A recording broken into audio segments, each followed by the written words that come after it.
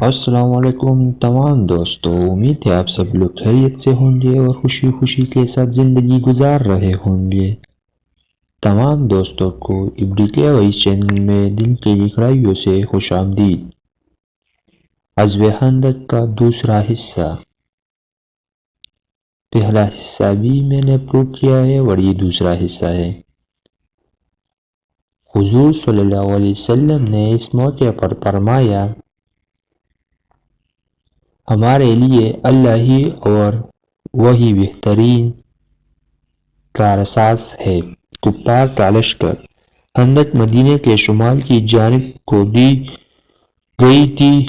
قریش اپنے اتحادیوں کے ہمراہ مدینے پہنچ گئے تھے۔ سبقت کے زوم میں مبتلا منکرین اونٹ اور گھوڑے سرپٹ دوڑاتے ہوئے مدینے کی حدود میں پہنچے تو حیرت و استعجاب کی تصویر بن گئے۔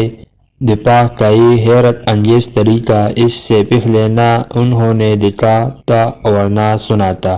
جنگی ساز و سامان سے لیس لشکر خندق کے پار پڑاؤ ڈالنے پر مجبور ہو گیا۔ اتحادی یہ سوچ کر آئے تھے کہ ایک ہی روز میں مسلمانوں کو تحف کر کے فتح حاصل کر لیں گے، مگر اہل مدینہ اور ان کے درمیان حائل خندق نے انہوں نے یہ بے بس کر دیا۔ جس وقت مشرکین کی فوج مدینہ پہنچی، موسم بدل رہا تھا، سپاہوں کو خیموں میں سردی لگ رہی تھی، فوج کو محاصرہ کرنا پڑا جس کے لیے وہ پہلے سے تیار نہیں تھے۔ حضور صلی اللہ علیہ وسلم نے اپنے ساتھیوں کے ہمراہ خندق کے سامنے موجود تھے۔ مشرک سردار روزانہ خندق تک آتے، ایک سرے سے دوسرے سرے تک گھوڑے دوڑاتے تھے، مگر خندق پار کرنے کا کوئی راستہ انہیں نہیں ملتا تھا۔ غیظ و غضب کے علم میں وہ مسلمان پر تیروں کی بوچھار کرتے، جواب میں مسلمان تیر انداز ان پر تیر برساتے تھے۔ کفار کا پروپیگنڈا۔ لشکر اسلام میں موجود منافقین نے مسلمانوں کے حوصلے پست کرنے کی مہم شروع کر دی۔ انہوں نے مسلمانوں سے کہا کہ محمد صلی اللہ علیہ وآلہ وسلم نے ہمارے ساتھ وعدہ فرمایا ہے کہ ہم لوگ کیسر و کسریٰ کو فتح کریں گے، ان کے خزانے ہمیں ملیں گے، جبکہ صورتحال یہ ہے کہ ہم لوگ لاچار، کمزور اور مجبور ہو کر رہ گئے ہیں۔ یہ وقت سخت آزمائش کا تھا۔ حضور صلی اللہ علیہ وسلم کے ساتھیوں کو اخلاص کی کسوٹی پر پرکھا جا رہا تھا۔ یوں اللہ تعالیٰ کی طرف سے نازل آیات نے کڑا اور کوٹا الگ کر دکھایا۔ اللہ تعالیٰ نے فرمایا، یہی مومن آزمائے گئے اور پوری طرح وہ جھنجھوڑ دیے گئے، اور اس وقت منافق اور وہ لوگ جن کے دلوں میں شک روک کا تھا کہنے لگے، اللہ تعالیٰ اور اس کے رسول نے ہم سے محض دھوکہ فریب کا ہی وعدہ کیا تھا۔ سورۃ الاحزاب آیات 11-12 ہیں۔ منافقوں کے پروپیگنڈے اور بنو قریظہ کی جانب سے عہد توڑنے کی خبر سے مسلمانوں کو تشویش ہوئی تو انہوں نے بارگاہ رسالت میں دست بستہ عرض کیا کہ ہمیں منافقوں کی ریشہ دیوانیوں اور یہود کی بدبختی کا خطرہ ہے۔ حضور نے انتہائی سکون اور یقین سے فرمایا، مشرکوں کو یہودیوں کی کمک پر بھروسہ ہے، جبکہ میں اللہ تعالیٰ کی مدد پر یقین رکھتا ہوں۔ یقین رکھو اللہ تعالیٰ ہمیں بیار اور مددگار نہیں چھوڑے گا۔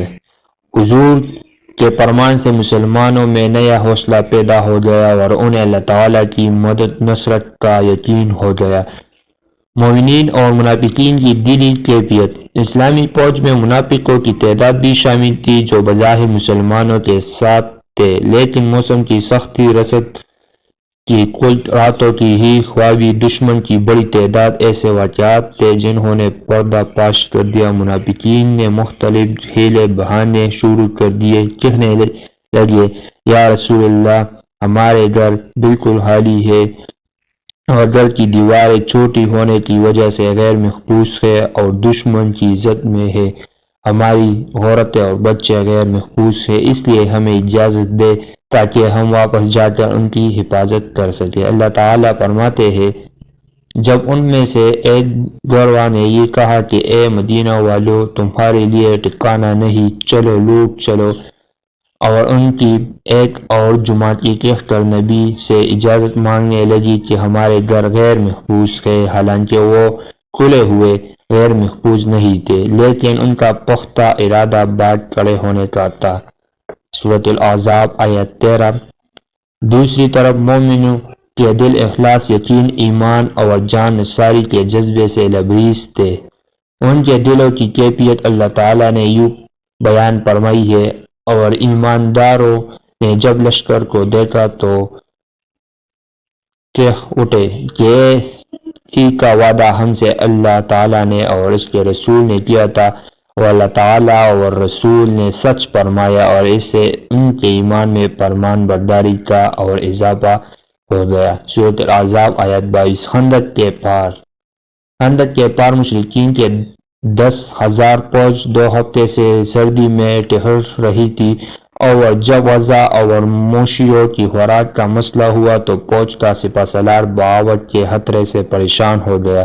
10,000 فوج جمع کرنے والے قریش یہودی اور ان کے اتحادی قبائل ہیں، بسی کے علم میں خندق کے پار مسلمانوں کو دیکھ رہے تھے۔ اکثر نڈر اور جان باز گھڑ سوار خندق پار کرتے ہوئے خندق میں گر کر ہلاک ہو گئے، اور اگر کوئی خندق عبور کر گیا تو مجاہدین نے اس کا کام تمام کر دیا۔ مسلمان تیر اندازوں نے انہیں خندق سے دور رکھا۔ کفار مکہ کے جرنیلوں نے اپنی اپنی مقررہ باری پر حتی المقدر کوشش کرنے کے باوجود خندق عبور کرنے میں ناکامی کا سامنا کیا۔ ایک جگہ خندق کی چوڑائی کم تھی، وہاں سے مشہور اور بہادر پہلوان عمرو چند نوجوانوں کے ساتھ خندق عبور کرنے میں کامیاب ہو گیا اور مسلمانوں کو مقابلے کے لیے للکارا۔ عمرو تنہا 1,000 سوار کے برابر بہادر سمجھا جاتا تھا۔ حضرت علی رضی اللہ تعالیٰ عنہ شیر خدا نے ایک وار میں اس کے 2 ٹکڑے کر کے نعرہ تکبیر بلند کیا تو عمرو کے ساتھی بھی فرار ہو گئے۔ نوفل بن عبداللہ گھوڑے پر سوار بانٹ کر خندق کو پھیلانا چاہتا تھا، مگر خندق میں سر کے بل گرا اور گردن ٹوٹ